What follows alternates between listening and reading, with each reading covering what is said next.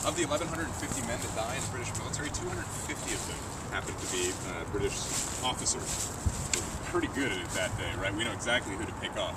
The problem is, the British realize that they're losing people from these snipers. They try to get rid of the snipers. That doesn't work. They say, forget getting rid of snipers. Let's get rid of the roofs.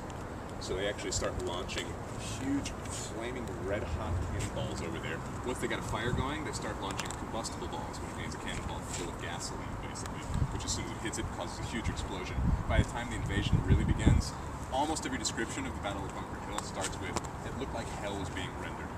I mean, it really, there's a huge flame. If you see anything in Charleston that says it was built before 1775, they're lying. There's it burnt to the ground. Really an awful thing. But the reason I mention it is because Captain Daniel Malcom is one of the greatest smugglers we've ever had. Not officially, he's never caught, so we don't know if he was actually a smuggler or not. He was a privateer, though, which means he was allowed to be a pirate with a letter of marque, is basically what he had, right?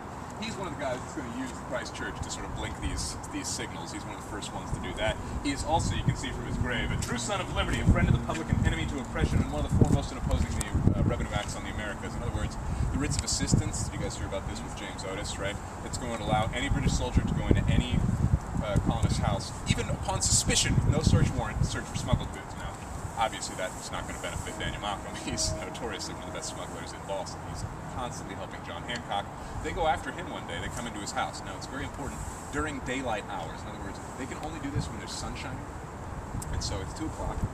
He realizes when they've come in, he figures if I can just stall them for about 3 more hours, it will be dark by the time they finally leave. So he's sort of giving them a tour around his house. He's kind of shuffling around.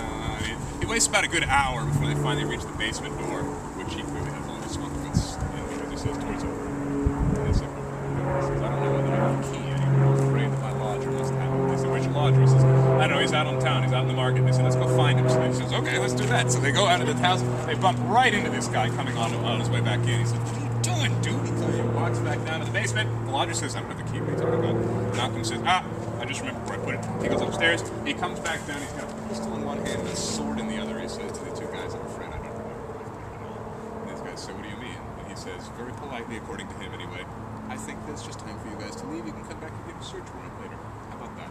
According to them, what he actually said was, let any man dare attempt to open that door, I shall blow his brains out. And they decided that they didn't want to have their brains blown out, so they went off and they got a search warrant. They come back a few hours later, and conveniently there's 500 people on Malcolm's lawn. Paul Revere's among them. He claims, we weren't doing anything, we were having a picnic. We were just friends hanging out, having a good old time, having a sing-along, kumbaya, you know, whatever. According to the customs officials, what they were in fact doing was throwing red-hot flaming coals, bottles, cans, and clubs at them until they had to flee for their lives. Whatever they had to do. Next day they do come back with a search warrant. They try to search the basement, but conveniently it's totally